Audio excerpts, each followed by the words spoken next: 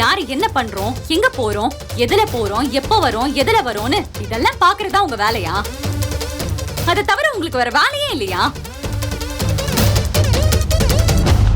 என்ன வாய் ரொம்ப நீளுது?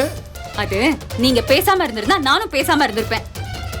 நீங்க சாட பேச போய் தான் நானும் உங்ககிட்ட வந்து பதில் பேசுறேன். ஆமா, நாங்க யாரும் நீங்க என்ன பண்றீங்கன்னு பாக்குறது இல்லல்ல, அதே மாதிரி நீங்களும் இருங்க. வீணா எங்க வீட்டு விஷயத்துல மூக்க நுழைக்காதீங்க.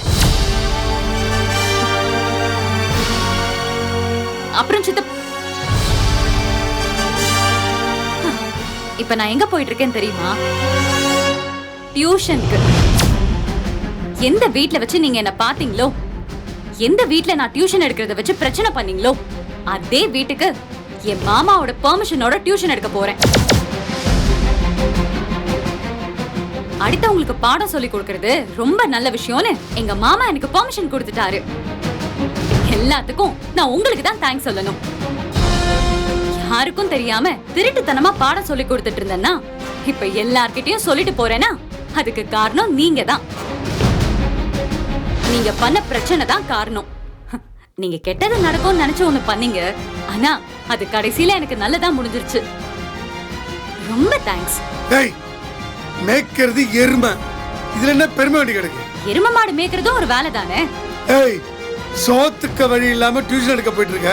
இந்த பெருமை மண்ணாங்கட்டிக்கு ஒன்றும் பெரிய குறைச்சல் இல்ல.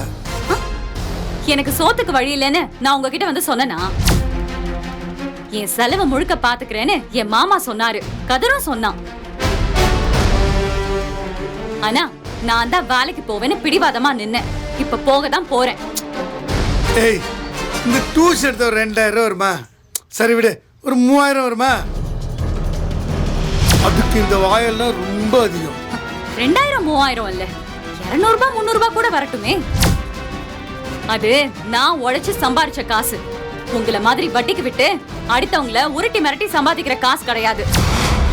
அடுத்தவங்க வயித்துல அடிச்சு சம்பாதிக்கிற காசு இல்ல. ஏய் ஏய், என்ன சொன்ன? உண்மையை தானே சொன்னேன். நீங்க வட்டிக்கு தானே விடுறீங்க.